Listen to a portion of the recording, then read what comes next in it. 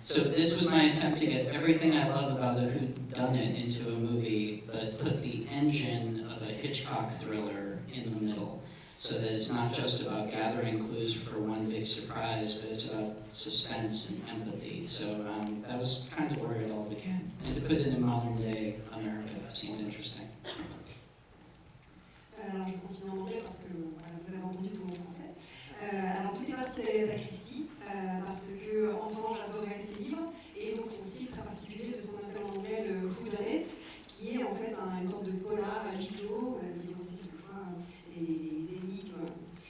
Et donc je voulais transposer tout ce que j'aimais dans ce style-là, je voulais transposer en film, mais en mettant dedans le moteur d'un thriller à Hitchcock, avec donc le suspense en plus et une touche de modernité, le faire se dérouler aujourd'hui en 2019. Bravo. Et alors, et peut-être un petit mot sur, après on va vous passer la parole, peut-être un petit mot sur le casting.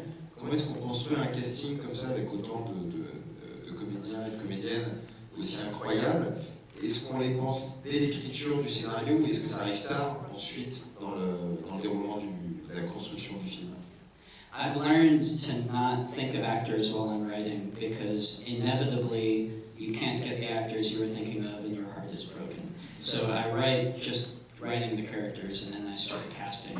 And for this movie, I knew I wanted an all-star cast. I was trying to make it like the Agatha Christie movies I grew up watching with Peter Ustinov as Poirot, where every actor who came on screen, it was, oh my God, David Niven, Bette Davis, James Mason, every single one you love to see.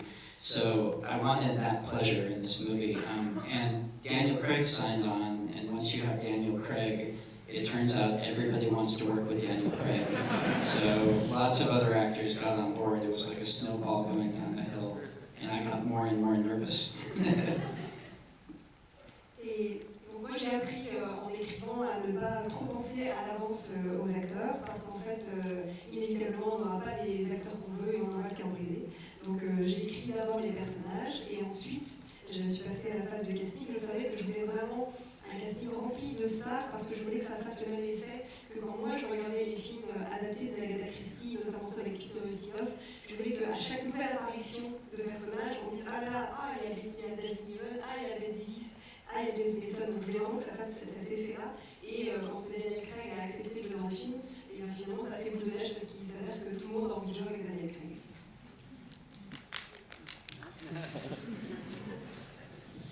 On va commencer à donner la parole au public qui va... Il va y avoir bagarre ce soir, je pense. On va prendre une première question du jeune homme là, qui avait l'air très haut. Avec le mot, parce que celui-là, il vient.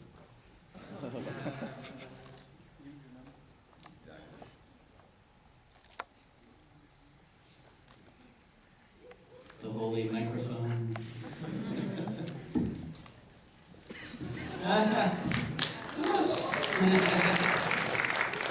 Teamwork. Hi, Rian. Did you finish Gravity's Rainbow? Did I what? Did you finish Gravity's Rainbow? Greatest one, sorry. No. Oh. Yes, twice. Sorry, that kind of makes me an asshole. I'm sorry. Gravity's Rainbow is a novel that they mentioned, Thomas mentioned. Novel. La question c'était est-ce que vous avez terminé le roman, et donc la réponse est oui, je l'ai lu 2 fois, donc en fait ça fait de moi un crocodile.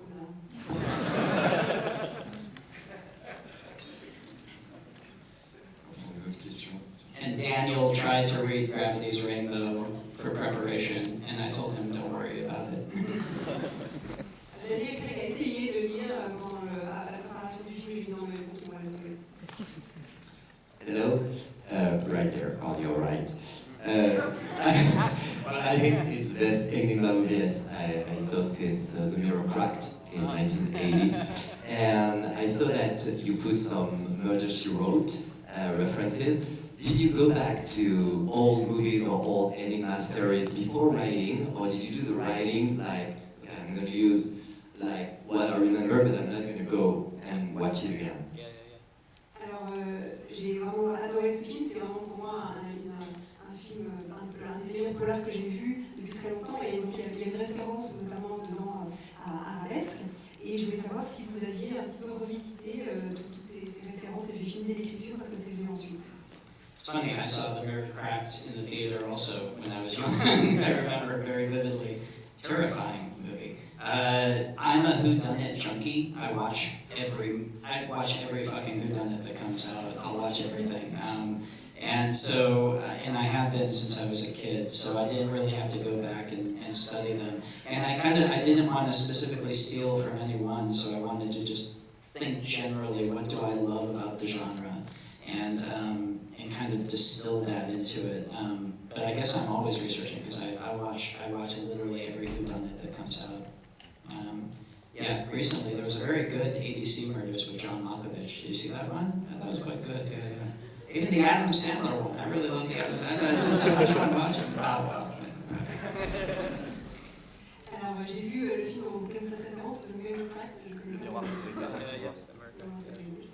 Moi je l'avais vu au cinéma aussi quand j'étais gamin et ça m'avait terrorisé.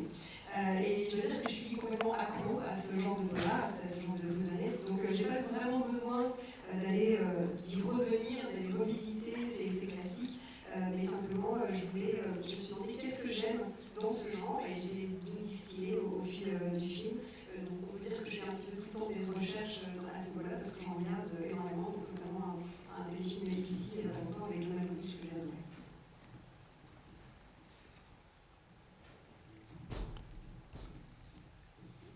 Hi.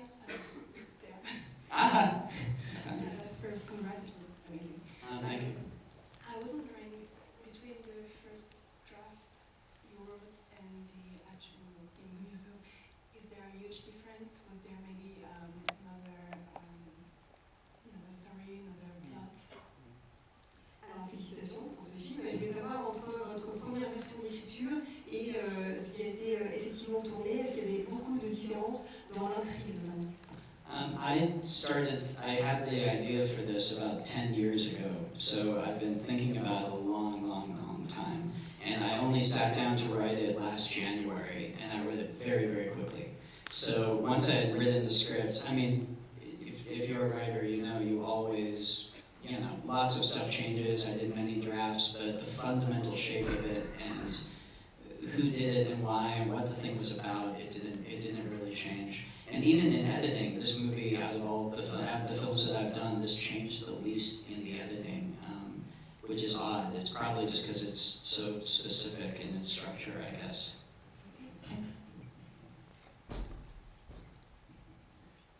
Alors c'est une idée que j'avais depuis 10 ans, donc j'avais eu beaucoup de temps d'y penser, mais je me suis seulement posée pour l'écrire en janvier dernier, donc je l'ai écrit extrêmement vite. Alors il y a eu, comme toujours, plusieurs versions, mais les bases étaient vraiment posées et j'ai pas changé tant de choses que ça. Et surtout au montage, c'est peut-être celui de mes films où j'ai changé le moins de choses, ce qui paraît surprenant. Mais je pense que c'est aussi lié à la structure du film, donc les choses devaient être posées un petit peu dès le départ.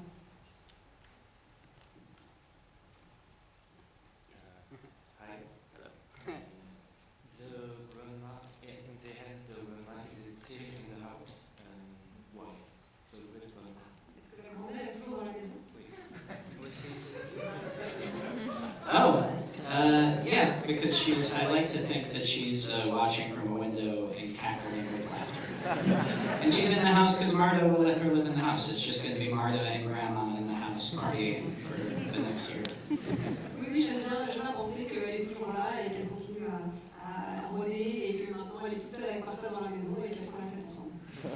And because, actually, there's a serious answer, because, Grandma is unseen by the family in the same way that Marta is unseen by the family.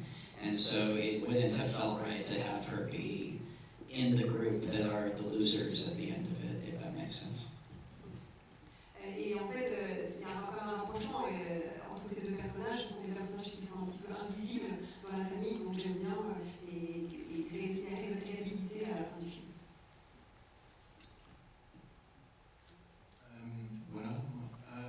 On a bien l'impression que vous allez faire d'autres films avec Daniel Craig dans la même veine, un peu comme James Bond. Ouais, j'espère. I hope.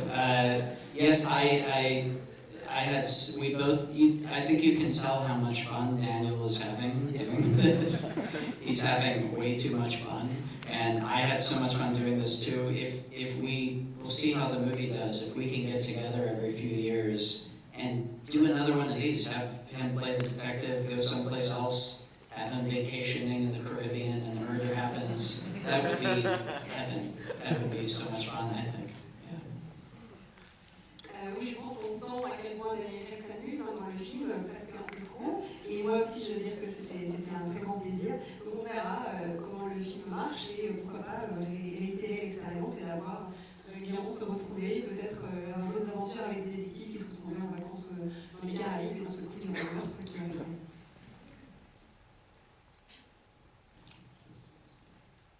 How is the directing of this movie different from the Star Wars that you were doing? En quoi réaliser ce film est différent de réaliser la réalisation d'un Star Wars? Well, I mean, besides this movie just being on Earth, it's a very good question. It's interesting how, for me, it was very, very interesting how similar it was. And this is difficult to communicate because I think from the outside, Star Wars seems like, or a big movie like Star Wars seems like it must be almost like a assembly line. It seems like a big machine. In some ways it is, but my experience of working in it was just as handmade and personal and intimate as any of the other movies I've done, including this. So, and at the end of the day, I don't know, it doesn't, I really found this in practice. It doesn't matter how big the set is or whether there's a big green screen back there or whether you're in a library. The thing that's going to make the movie work or not work is exactly the same in a big movie or a small movie. It's the camera, a couple of actors, and whether or not you believe what's happening between them.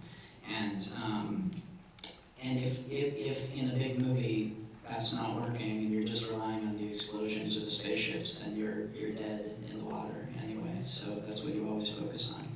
So there are obviously big differences. I'm sorry, this is a long answer. I apologize. There are obviously big differences, but for me, the essential stuff, it felt very, very similar. And similar to Star Wars, I got to work with great actors in this, which makes my job easy, I guess. Désolé.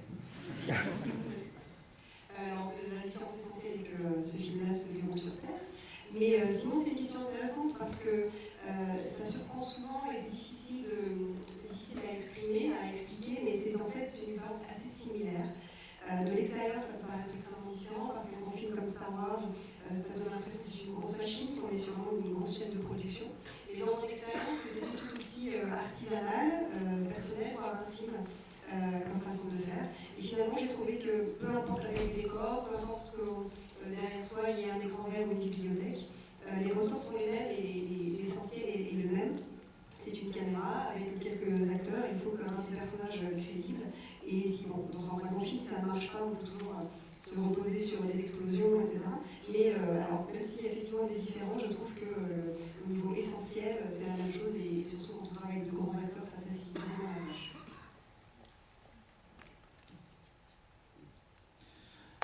Hello, thank you for this treat. I think everyone here loved it. I have kind of a long question, but bear with me, it's actually going somewhere. In the audio commentary for the Brother Bloom, the Bloom Brothers, the Brother Blooms. Was it? Armas presque parfait, ouais. Well, in French it had a totally different title. Anyways, you state that you regret that VFX nowadays are no longer a chain of a thought process, they're just tossed out at VSX company. And I was wondering, for this film, did working on such a heavily induced VFX film before, did it change the way you block your scenes or the way you're going to shoot a shot for VFX? Alors merci beaucoup M. Philippe, on l'a tous adoré ici. Alors vous avez dit dans le commentaire audio de votre film, du DVD de votre film Armas presque parfait, vous disiez que vous regrettiez que les effets spéciaux aujourd'hui soient pensés non pas en amont mais soient en fait plus ou moins sous-traités après coup. Vous me dites si j'ai une bêtise. Et donc après avoir travaillé sur un gros Aujourd'hui, qu'est-ce que ça vous a fait de revenir à quelque chose là, de plus organique? Well, it's interesting because it actually, the question applies for me more to Looper than Star Wars, because I think when, as a director, you have to be very involved in how the special effects will be done is when you don't have much money to do them with. And that's when you have to pay very special attention to how you're approaching them. And that's when you can really get hurt by just throwing it to the effects company. With Star Wars, even though there are lots of effects, you have tons of money and you have ILM, literally the best artists on the planet working on the effects. You can afford, it's like working with a great actor. You can afford to just get in and do fine tuning. You don't have to worry that it's going to look bad. And so for me, engaging with effects the way that Kubrick did, where you're designing the effect, or where you're really involved in how are we going to achieve this, that's much more important than mid-level movies. But to answer your question, yes, it was quite nice just being able to shoot and know what we were shooting is going to be the film. But I enjoy working with special effects. It's just another tool in storytelling, I think. Alors, votre question pour moi, elle s'applique plutôt à un film comme Looper que comme un gros film comme Star Wars, parce que je trouve que le réalisateur a d'autant plus intérêt à s'investir dans la partie effets spéciaux pour un film qui n'a pas beaucoup d'argent, et c'est là que ça risque plus facilement de déraper ou de vous faire mal si à l'arrivée le résultat ne vous plaît pas. Sur Star Wars, vous avez évidemment beaucoup d'effets, mais il y a énormément d'argent et vous avez les meilleurs artistes qui soient d'effets spéciaux, donc vous pouvez vous permettre de lâcher prise, de les laisser faire. Mais j'aime bien ce que Kubrick disait, la façon qu'il avait de s'investir dans la post-production, les effets spéciaux, donc pour des films qui sont un peu dans des budgets intermédiaires. Donc oui, c'est vrai que j'ai aimé là, vraiment retourner à uniquement des prises de vue réelles, mais j'adore aussi les effets spéciaux. There's one special effect in the movie I'm very proud of. So this is the level of special effects in this movie. At the very end, when she has the coffee mug, and it says, "My house," and the very last shot when she lifts it up and you just see "My house," there's a medium shot before that, where originally you could see the writing on the mug, you saw "My house," and it tipped the joke and ruined it. So we had the digital effects artist move her fingers to cover the writing, so that the first time you see the words is when she lifts it up. And I'm as proud of that as I am of anything in Star Wars. Alors, pour vous dire le niveau d'effets spéciaux qu'on a dans ce film-là, donc le dernier plan à la fin où on la voit donc avec sa tasse dans les mains, où à la fin on voit écrit ma maison, mes règles, etc. Juste avant, il y a un autre plan un tout petit peu plus large et qui risquait de révéler justement le fait qu'elle avait le mug dans les mains. Et donc du coup, pour ne pas justement gâcher le dernier plan, on a fait à l'équipe des effets spéciaux, on a fait lever les doigts de la comédienne pour qu'il couvre le mug. Et donc voilà, je suis aussi fière de cet effet spécial que de tous les effets spéciaux dans Star Wars. Hi, way up there. Well, first of all, thank you so much. It was such a great experience. And then I had two tiny questions, if that's okay. The first one being, what did you tell Daniel Craig? Because his acting and his accent, and also his name, and the entire character was just so funny. And I was wondering, what did you tell him as a director? And the second one being, how did you approach the whole decor and everything, well, the whole setting? Because as you said, the movie you did before that was in space, and so transitioning from space to a big ass house in the countryside, how hard was it, and was it all on set, or did you have like a studio where you shot all of this? Thank you so much. Alors d'abord, merci pour le film. Alors, première question, qu'est-ce que vous avez dit à Daniel Craig pour qu'il soit aussi drôle dans le film, et comment vous l'avez dirigé, et puis aussi au sujet de son accent, comment vous l'avez aiguillé là-dessus. For Daniel, I gave him references for the accents. There's an American historian named Shelby Foote who has a very pleasing Southern accent. And so I gave him that reference, and honestly, I just kind of, he just ran with it. He just, I think he's so good at playing James Bond, and I know he loves playing James Bond, and I think you can tell how much fun he's having just cutting loose in this. And I just kind of stood back and let him go. And occasionally we would pull it back, but mostly it was, it was very much just kind of letting him enjoy himself, and I was having fun watching him. And then for the decor, yes, sorry. Alors, je lui ai donné quelques références pour son accent. Notamment, je lui ai parlé d'un historien américain qui s'appelle Chatelet, qui parle comme ça avec cet accent assez traînant et en même temps un peu chic. Il a tout de suite embrayé là-dessus. Alors, autant il est parfait en James Bond, autant là on sent qu'il adore se lâcher avec ce rôle. Donc, moi, je n'avais vraiment qu'à le laisser faire, simplement. Et donc, je l'ai vraiment laissé s'amuser. Et donc, la deuxième question, c'était quelle était votre approche concernant le décor? Votre film précédent donc, se déroulait dans l'espace, donc comment on passe de l'espace à une maison à la campagne? Est-ce que vous avez tout filmé en extérieur ou est-ce que vous aviez des parties en studio? For the decor, I told my production designer, I gave him David Crank, I gave him the reference of one of my favorite movies, Sleuth, from the 1970s, with Laurence Olivier and Michael Caine, and which is also set in a mansion owned by an eccentric mystery writer. And he just went insane and filled the house up with all this crazy stuff. And that and shooting in New England in winter, I think, does all the work for us. Alors, j'ai dit à mon chef décorateur, David Crank, que la référence que j'avais en tête pour le décor, c'était le film Le Ligné, le film des années 70 avec Laurence Olivier et Michael Caine, qui se passe également dans un manoir qui ressemble à celui-là, et pareil, avec un personnage d'écrivain de polar assez excentrique. Donc voilà, il a adoré travailler là-dessus, mon chef décorateur, et donc il a rempli la maison de tas d'objets.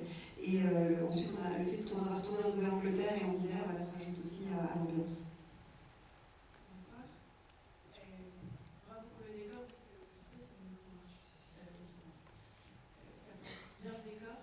Moi, j'ai une question par rapport à l'affiche. Est-ce que vous avez votre mot à dire par rapport à cette dernière? Parce que ça casse un peu le goût d'un air. Oh, I'm sorry. Désolé. Yeah, I have to say, I mean, they showed me a bunch of them, and we picked one, and voila. But I didn't mean to. Bon, effectivement, oui, on m'en a montré plusieurs affiches et j'ai décidé de choisir celle-ci. Bon, je sais, désolée si c'est pas correspond pas parce que vous voyez. It's difficult to communicate in marketing. You're always trying to find a balance, and it's tricky with this movie because of the balance between humor and suspense. And because you want to communicate it's fun, but you want to communicate it's a whodunit. It's a tricky line to walk, I think. Oui, en termes de marketing, c'est compliqué de trouver le bon équilibre entre la partie humour et la partie suspense, la partie divertissement et la partie polar. C'est peut-être pour ça aussi.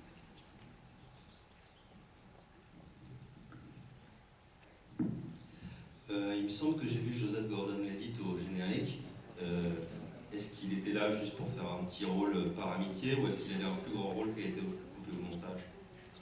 Yes, in the beginning, he is the voice of the cop on the iPad who says, "We have the nanny cam footage." That's true.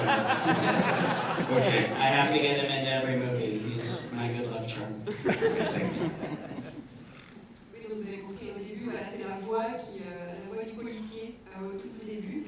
Donc voilà, je suis obligée de l'intégrer à chacun de mes films, c'est un peu mon corps d'honneur. Et on va prendre encore 2 questions.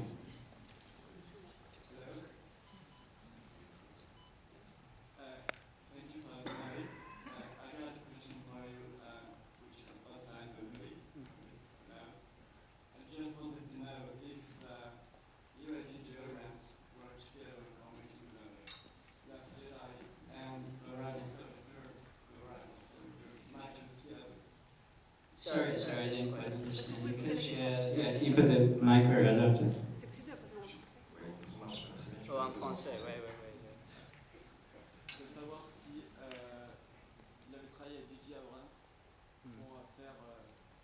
coller l'épisode 8 avec l'épisode 9 ensemble. So did I work with JJ for, yeah, we talked, and I mean, I told my story with mine, he's telling his story with 9, but with 8, and he tells his story with 9, but we are talking the entire time, and when we sat down, and when he was going in to do it, we sat down and had a conversation, and there's back and forth and communication, so, yeah. Oui, on a parlé, effectivement, on a chacun donné nos visions et on a énormément échangé.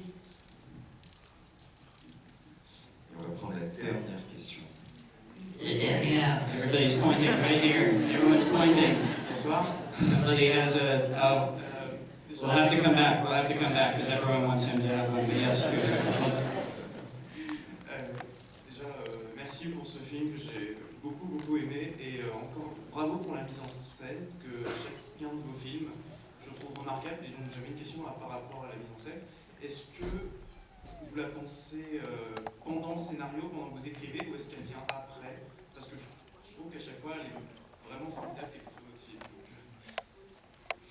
Thank you. Yes, when I'm writing, I'm picturing the movie in my head. That's just the way I've always written. I have to be able to visually picture how it's going to be. And it does. We don't always end up shooting it that way, but when I'm writing, I'm always imagining visually how the movie is going to come together. Oui, j'ai toujours fonctionné comme ça, c'est en écrivant le film, j'ai tout de suite des images qui me viennent en tête, c'est des images du film comme je le voudrais. Alors c'est pas toujours comme ça que ça se passe à l'arrivée, on ne filme pas toujours de cette façon-là, mais en tout cas oui, je fonctionne exactement de cette façon-là. One more, should we get? Everyone is pointing to somebody here. I feel like it's important.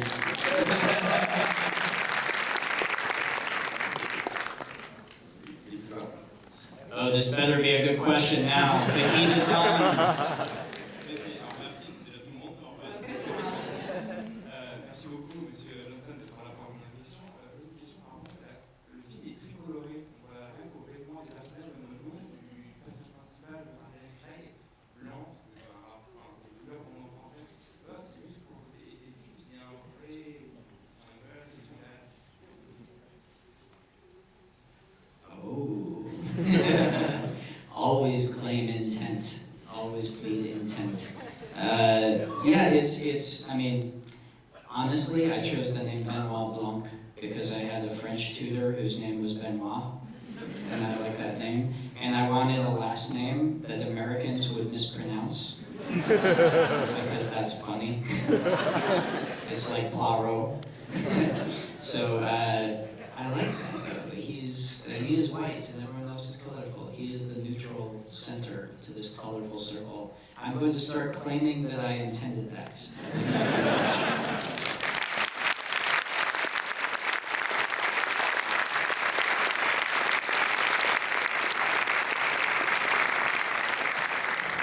Oui, il faut toujours plaider l'intentionnalité derrière ce qu'on fait. Oui, j'ai choisi ce nom de Benoît Blanc parce que j'ai eu un prof de français qui portait ce prénom et que j'aimais beaucoup ce prénom. Et Blanc, c'est parce que je voulais un mot français que les Américains allaient mal prononcer, un peu comme Poirot, que tout le monde prononce mal en anglais. Et donc j'aime bien cette idée du blanc qui est la neutralité au milieu de ce cercle très coloré. Et donc vraiment, à partir de maintenant, je vais vraiment parler de ça et le développer cette idée. C'était une bonne dernière question. Merci beaucoup.